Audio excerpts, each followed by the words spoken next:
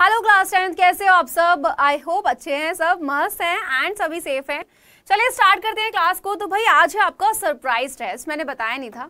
जैसे कि आप सबको पता है हमारे केमिस्ट्री का चैप्टर चल रहा था, तो मेरे दिमाग में एक आइडिया है कि भाई केमिस्ट्री का चैप्टर चल रहा है, बच्चों को मैंने पूरा जैव प्रक्रम पढ़ा दिया, लेकिन मैंने बच्चों का टेस्ट नहीं लिया है, तो टेस्ट लिया जाए। तो आज है आप लोग का सरप्राइज टेस्ट, वो भी लाइव टेस्ट। तो आप लोग मुझे क्या बताओगे? आंसर बताओगे। आज की क्लास में आपके जो क्वेश्चंस होने वाले हैं बेटा, वो होने वाले हैं एमसीक्यू वाले, यानी कि ऑब्जेक्टिव क्वेश्चन। टोटल होंगे आपकी क्लास में 30 क्वेश्चन, ठीक है। 30 क्वेश्चन होंगे और वो होंगे ऑब्जेक्टिव वाले, यानी कि आपको क्वेश्चन देकर 4 ऑप्शन दिए जाएंगे, सही आंसर आपको चूज करना है, ठीक है। तो जैव प्रक्रम यानी कि लाइफ प्रोसेस, इस वाले चैप्टर का एक बार मैं टेस्ट ले लूं, बताकर लेती तो तुम लोग थोड़ा पढ़कर आते हैं ना। अब मैं देखती हूँ कितने बच्चे ऐसे हैं जो बिना पढ़े टेस्ट देते हैं, और सरप्राइज टेस्ट तुम्हारे ऐसे ही हुआ करेंगे अब से। क्लियर है? चलिए तो टेस्ट लेते हैं, है ना, एंड स्टार्ट करते हैं। वस्तुनिष्ठ प्रश्न है। पहला क्वेश्चन आपके सामने, अधिकतर पेड़ पौधे होते हैं, कैसे होते हैं यार? स्वपोषी बोला गया है, परपोषी, परजीवी या फिर ये सभी? जल्दी से आंसर क्या हो जाएगा? और तुम्हें क्लास के आखिर में मुझे बताने हैं कि सरप्राइज टेस्ट में आपके 30 में से कितने सही थे।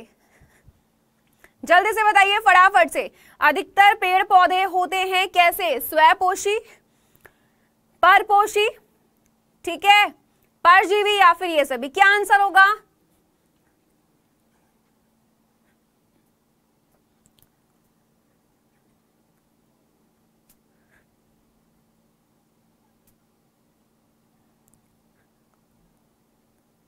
देखो, अधिकतर पेड़ पौधों की बात करिए बेटा, कैसे होते हैं भाई? अपना खाना खुद से बनाते हैं, और जो अपना खाना खुद से बनाते हैं उनको हम क्या बोलते हैं बेटा? स्वपोषी कहा जाता है। परपोषी नहीं होगा, परपोषी होते हैं जो दूसरों पर डिपेंड होते हैं, ठीक है। परजीवी वो होते हैं कि भाई जैसे कि किस दूसरे जीव को मारा नहीं है ना, लेकिन पोषण ले लिया, जैसे अमर बेल। ये सभी भी नहीं होगा बेटा। आंसर है आपके पास ऑप्शन नंबर ए, स्वपोषी। तो कैसे होते हैं? स्वपोषी। स्वपोषी कौन होता है? जो अपना भोजन स्वयं बनाता है। ओके, नेक्स्ट क्वेश्चन का आंसर, क्लोरोफिल किस कोशिकांग में पाया जाता है? जल्दी, माइटोकॉन्ड्रिया, केंद्रक, हरित लवक, ये सभी?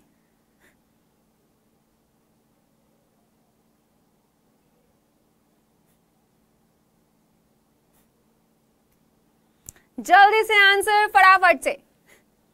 क्लोरोफिल की बात करें बेटा, जिसको पर्णहरित भी कहते हैं, याद करो किस कोशिकांग में पाया जाता है? जल्दी से, किस कोशिकांग में आपका क्लोरोफिल? देखो माइटोकॉन्ड्रिया में तो नहीं मिलेगा। जो बच्चों ने मुझे आंसर दिया है हरित लवक, बहुत सही बेटा।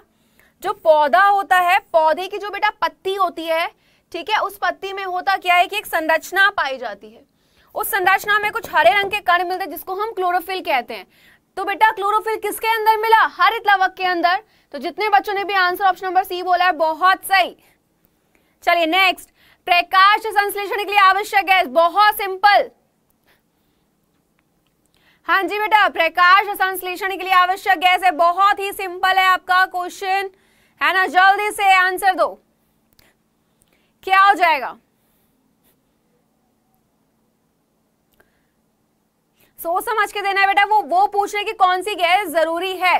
देखो मुझे पता है नाइट्रोजन एंड हीलियम तो बच्चों ने पहली गलत बोल दी, ठीक, पहली यहाँ पे गलत आ गया है। बच्चे कंफ्यूज होते हैं O2 और CO2 में, है ना। तो यहाँ पे ध्यान से देखना, प्रकाश संश्लेषण के लिए जो जरूरी गैस होती है बेटा, वो होती है कौन सी? CO2। क्यों? क्योंकि पौधे इस गैस का इस्तेमाल करते हैं अपना भोज्य पदार्थ बनाने में, यानी कि C6H12O6। O2 की जरूरत नहीं होती, क्योंकि बेटा O2 तो बाहर निकलती है। आंसर ऑप्शन नंबर बी, क्या हो जाएगा? CO2, ठीक है। चलो नेक्स्ट।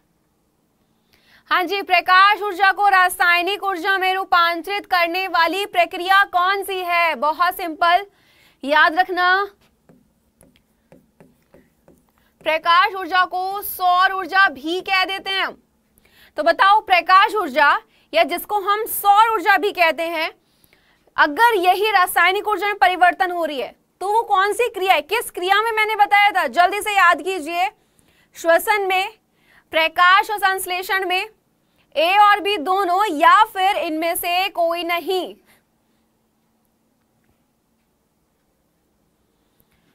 याद करो फटाफट से, क्या हो जाएगा। सौर ऊर्जा का रासायनिक ऊर्जा में परिवर्तन किसकी डेफिनेशन थी, कौन सी क्रिया की? बिल्कुल, प्रकाश संश्लेषण। तो सौर ऊर्जा का रासायनिक ऊर्जा में परिवर्तन कौन सी क्रिया है? प्रकाश संश्लेषण। इसमें क्या करते हैं, पौधे सौर ऊर्जा को लेते हैं और क्लोरोफिल क्या करता है, रासायनिक ऊर्जा में बदल देता है। नेक्स्ट, चलो बताओ क्या होगी, निम्नलिखित में से बेटा कौन सी घटना प्रकाश और संश्लेषण प्रक्रम के दौरान होने वाली प्रथम घटना होगी?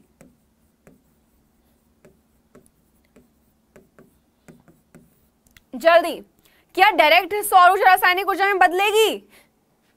बदलेगी नहीं बेटा, कार्बन डाइऑक्साइड का कार्बोनेट में नहीं। सबसे पहले क्या होता है, क्लोरोफिल, यानी सूर्य से प्रकाश आएगा और क्लोरोफिल उस प्रकाश ऊर्जा को अवशोषित करेगा। तो आंसर क्या हुआ बेटा, ऑप्शन नंबर सी हुआ, है ना। चलिए नेक्स्ट। अच्छा, पौधों में प्रकाश संश्लेषण द्वारा भोजन का निर्माण होता है, कहां पे? याद करो, हरित लवक किस में पाया जाता है और उसके अंदर मिलता है क्लोरोफिल, कहां पे? जड़ में, पत्ती में, तने में, या फिर फूल में? हाँ जी, पौधों में प्रकाश संश्लेषण द्वारा भोजन का निर्माण होता है।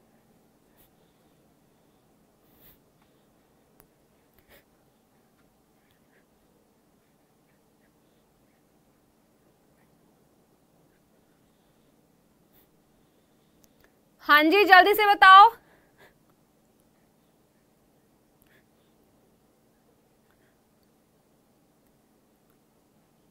बिल्कुल सही आंसर, क्या? पत्ती में।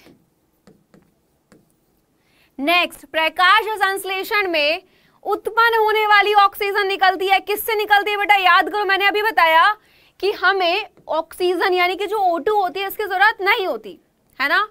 तो प्रकाश संश्लेषण की क्रिया के दौरान हमें कार्बन डाइऑक्साइड चाहिए, O2 हमें नहीं चाहिए होती। तो बेटा ये ऑक्सीजन किसके अपघटन से बाहर निकलती है? जल्दी से आंसर। बेटा पूरा चैप्टर पढ़ा दिया, अब तो आंसर दे दो यार।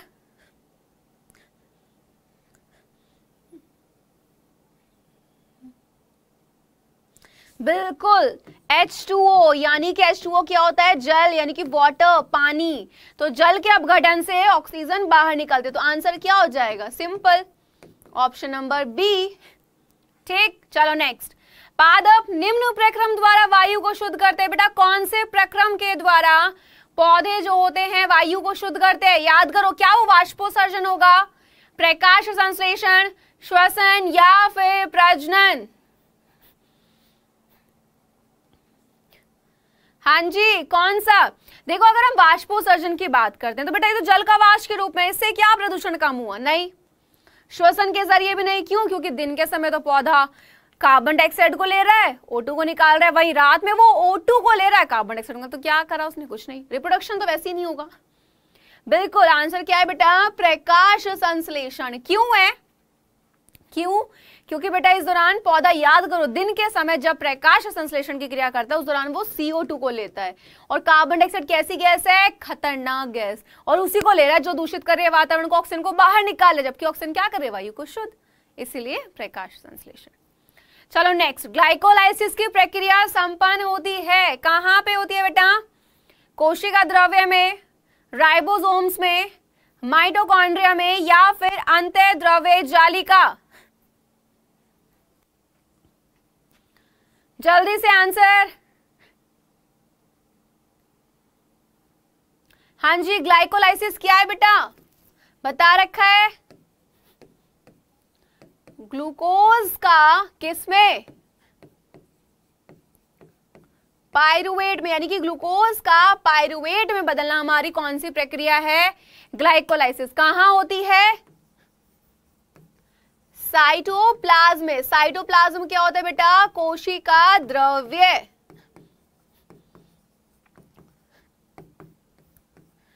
ठीक है, तो answer option number A, simple सीधा ही है ना। चलो नेक्स्ट। हाँ जी, हरित लवक के स्ट्रोमा में कौन सी अभिक्रिया होती है बेटा, बताया था। हरित लवक होता है, यहाँ पे ग्रेना भी है, यहाँ पे स्ट्रोमा, यानी कि 2 संरचनाएं पाई जाती हैं। आप पूछ रहे हैं कि स्ट्रोमा में जो है यहाँ पर आपका क्या कौन सी अभिक्रिया हो रही है, क्या प्रकाशीय अभिक्रिया हो रही है, क्या आपकी अप्रकाशीय अभिक्रिया हो रही है, क्या दोनों ए और बी दोनों, या फिर इनमें से कोई नहीं, बताओ। हाँ जी, क्या हो जाएगा। देखो बेटा, जब हमें प्रकाश की जरूरत होती है, यानी कि कौन सी होती है, प्रकाशीय अभिक्रिया, तो ग्रेना में होती है प्रकाशीय अभिक्रिया, जबकि जब हमें प्रकाश की जरूरत नहीं होती, यानी कि अप्रकाशीय अभिक्रिया कहां होती है, हरित लवक के स्ट्रोमा में। तो आंसर क्या हो जाएगा बेटा, ऑप्शन नंबर बी वाला। क्लियर। नेक्स्ट, लार ग्रंथि से निकलने वाले रस को क्या बोलते हैं, क्या उसे एंजाइम बोलेंगे, प्रोटीन, पेत्रस, या फिर लार। हाँ जी, लार ग्रंथि से निकलने वाले रस को क्या कहते हैं, एंजाइम, प्रोटीन, पितरस, या फिर लार कहा जाएगा, क्या बोलते हैं बेटा। रस की बात कर रहे हैं, याद रखना, लार ग्रंथि से किसका श्रावण होता है, कौन निकलता है बेटा, लार का श्रावण होता है। तो आंसर क्या हो जाएगा, लार होगा, यानी कि ऑप्शन नंबर डी।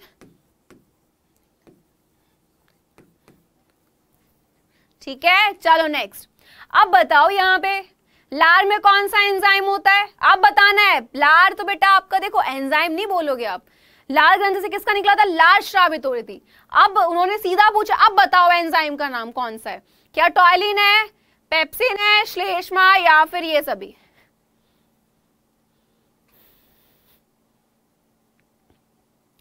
क्या हो जाएगा, बिल्कुल देखो, लार में आपका कौन सा एंजाइम होता है यार, लार में होता है आपका टॉयलिन एंजाइम। ठीक है, क्लियर है।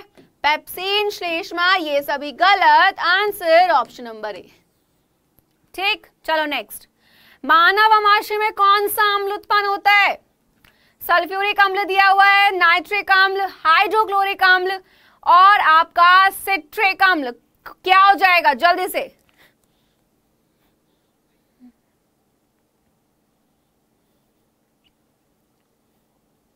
हाँ जी जल्दी। मानव अमाशय में कौन सा बेटा, सल्फ्यूरिक एसिड बहुत ही खतरनाक होता है ये। नाइट्रिक अम्ल भी नहीं होगा, कौन सा होता है, HCl, यानी कि हाइड्रोक्लोरिक अम्ल। आंसर सी है। ठीक है, चलो नेक्स्ट। अच्छा, घास खाने वाले जो प्राणी होते हैं उनकी क्षुद्रांत्र जो होती है, यानी छोटी आंत, बेटा वो कैसी होती है,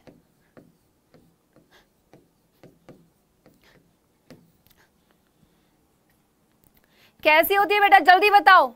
घास खाने वाले प्राणियों की क्षुद्रांत्र जो होती है वो कैसी होती है, छोटी, माध्यम, लंबी, या फिर नगण्य।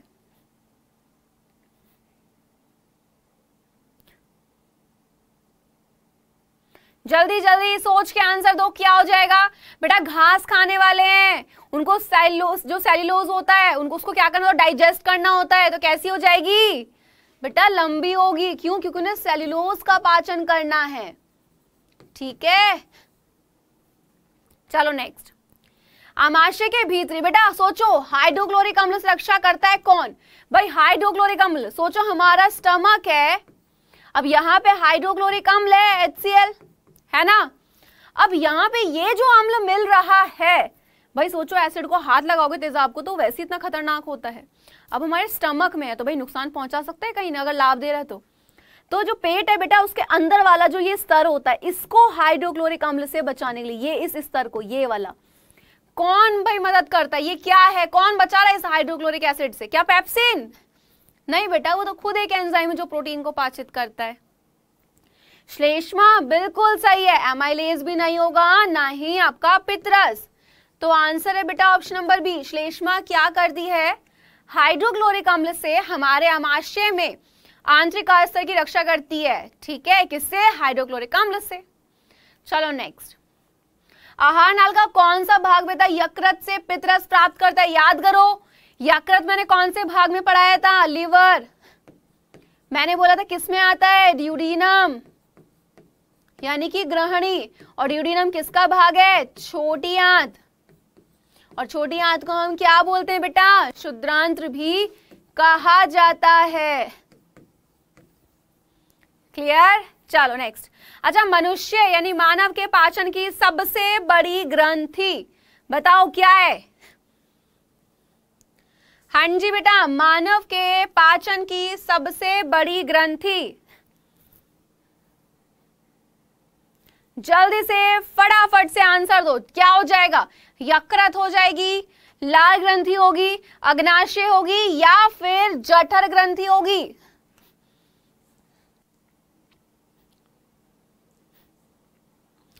तो बेटा यकृत ग्रंथि जो होती है वो सबसे बड़ी ग्रंथि होती है और अग्नाशय दूसरे नंबर पर सबसे बड़ी ग्रंथि है, ठीक है? तो answer option number A. Clear? चलो नेक्स्ट, निम्नलिखित में से कौन सा एंजाइम अम्लीय वातावरण में कार्य करता है? याद करो, मैंने बताया था, है ना, कि भाई इस एंजाइम की जिद होती है कि मैं तभी काम करूंगा जब मुझे अम्लीय वातावरण मिलेगा। तो कौन सा एंजाइम है वो? क्या वो ट्रिप्सिन है, पेप्सिन है, लार है, या फिर एमाइलेज है? जल्दी से।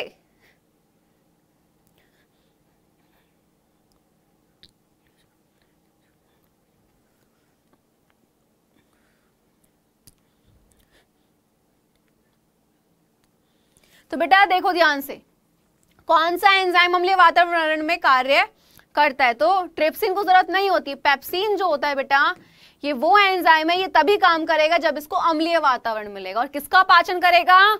प्रोटीन का, ठीक है? नेक्स्ट, यकृत किस रस को स्रावित करता है? बहुत ही सिंपल क्वेश्चन है। लार को, जठर रस को, पित्त रस को, या फिर अग्नाशय रस को?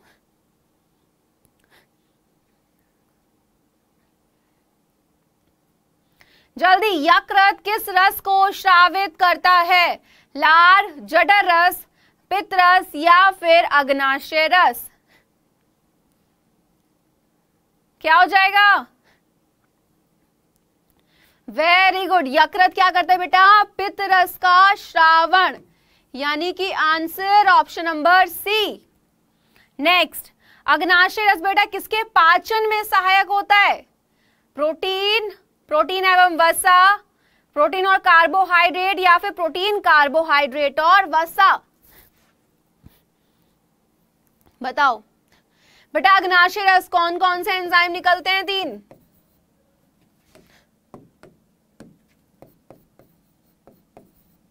तीन एंजाइम निकलते हैं बेटा। हाँ, एमाइलेज, आपका ट्रिप्सिन, आपका लाइपेज। तो बेटा तीन निकल रहे हैं, एमाइलेज कार्बोहाइड्रेट को कर रहा है, ट्रिप्सिन प्रोटीन को, लाइपेज वसा को, यानी कि बेटा तीनों का ही कर रहे हैं। और ये तीनों याद रखना, बोर्ड एग्जाम में पूछे जाते हैं, ठीक है? ओके नेक्स्ट, स्ट्रिएप्सिन एंजाइम कार्य करता है किस पर? प्रोटीन, वसा, स्टार्च, या फिर लवण?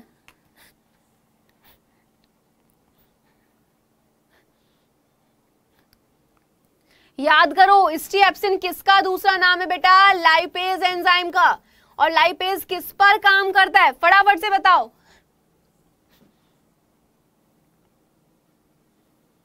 किस पर काम करता है?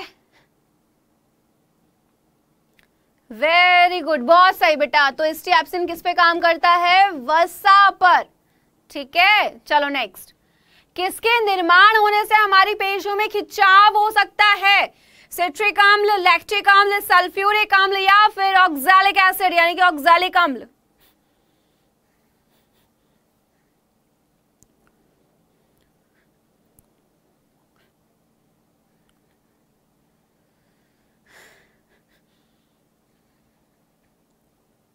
क्या आंसर होगा?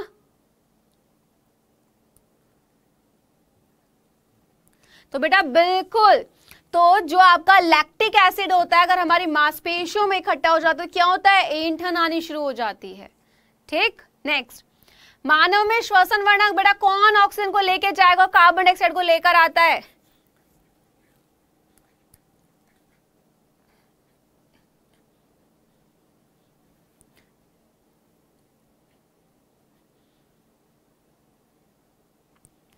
जल्दी, श्वसन वर्णक कौन सा है बेटा? फाइटोक्रोम, साइटोक्रोम, हीमोग्लोबिन या फिर इनमें से कोई नहीं? कौन सा हो जाएगा, जल्दी से बताओ। Very good, haemoglobin. क्यों? क्योंकि हीमोग्लोबिन क्या करता है बेटा? ऑक्सीजन को हमारे शरीर की एक एक कोशिकाओं तक क्या करता है बेटा? ये पहुंचाता है।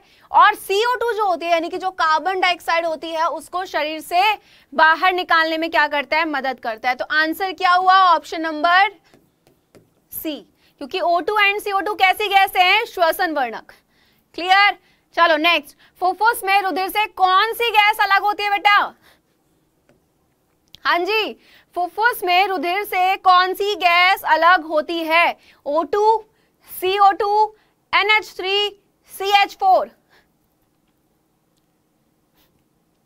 बताओ हमारी बॉडी के लिए कौन सी है भाई? श्वसन गैस है कौन सी? O2, CO2। जबकि O2 तो चाहिए हमें, CO2 नहीं चाहिए। यानी कि कार्बन डाइऑक्साइड हमारे शरीर के लिए अपशिष्ट है, बेकार पदार्थ है, उसको शरीर से बाहर निकालना जरूरी होता है। ठीक है, तो ब्लड से कौन सी गैस अलग की जाती है? CO2, यानी कि आंसर ऑप्शन नंबर बी। ठीक, चलो नेक्स्ट, ATP का पूरा नाम क्या होता है? जल्दी बताओ। ATP का पूरा नाम क्या होता है? जल्दी से। क्या एसिड ट्राइफॉस्फेट होगा? नहीं बेटा, ATP का पूरा नाम होता है एडिनोसिन ट्राइफॉस्फेट। तो ये हुआ, एंड आंसर क्या है आपका? Option number b. ठीक है, चलो नेक्स्ट। अच्छा, फुफ्फुस धमनी से अशुद्ध रुधिर कहां जाता है? याद करो, मैंने बताया था फुफ्फुस धमनी को छोड़कर बाकी सभी धमनियों में शुद्ध रक्त बहता है। तो फुफ्फुस धमनियों से अशुद्ध रुधिर कहां जाएगा बेटा? कौन रक्त को शुद्ध करता है? जल्दी से बताओ, कौन रक्त को शुद्ध करेगा? तो फुफ्फुस धमनियों से अशुद्ध रुधिर चला जाता है कहां पर? बिल्कुल, फेफड़ों में, है ना। तो फेफड़े क्या करते हैं? अशुद्ध रक्त को शुद्ध करते हैं, यानी कि ब्लड से कार्बन डाइऑक्साइड को अलग कर देते हैं। अच्छा चलो बताओ, सामान्य प्रकुंचन दाब कितना होता है? बहुत सिंपल, मैंने दो ही वर्ड बता रखे हैं, दो चीजें याद रखनी है, 120 और 80, है ना। आंसर पता लगी गया। प्रकुंचन दाब बेटा कितना? 120। और अनुशीतलन कितना हो जाएगा? 80 mmHg। ठीक है, आंसर डी। चलो बताओ। हाँ जी बेटा, यहाँ पे बोल रहे हैं कि निम्नलिखित में से किसकी भित्ति मोटी होती है? हाँ जी बताओ, तो निम्नलिखित में से किसकी भित्ति मोटी होती है? धमनी, शिरा, ए और बी दोनों, क्या दोनों की होती है या फिर कोई भी नहीं है इनमें से? आंसर हाँ जी, किसकी भित्ति मोटी होती है? तो बेटा धमनी की भित्ति मोटी होती है और लचीली होती है। शिरा तो पतली होती है बेटा। और जितने क्वेश्चन तुम कर रहे हो ये बोर्ड में आए हुए क्वेश्चन है इस चैप्टर के, और इस बार के लिए भी इंपॉर्टेंट है। नेक्स्ट, वायवीय श्वसन प्रक्रम में जटिल अणुओं का सरल अणुओं में परिवर्तन। हाँ जी बेटा, कैसे? ऑक्सीजन की उपस्थिति में होता है, ऑक्सीजन की अनुपस्थिति में होता है, दोनों या फिर कोई नहीं? क्या हो जाएगा? देखो बेटा, वायवीय श्वसन की बात करें, वायवीय श्वसन क्या होता है? जहां पे हमें O2 की जरूरत होती है। ठीक है, तो ये किस में होता है? O2 की उपस्थिति में हो जाएगा। Simple answer option number A. चलो नेक्स्ट एंड लास्ट क्वेश्चन, हमारे हृदय में कितने कोष्ठ होते हैं? बहुत ही ज्यादा सिंपल क्वेश्चन।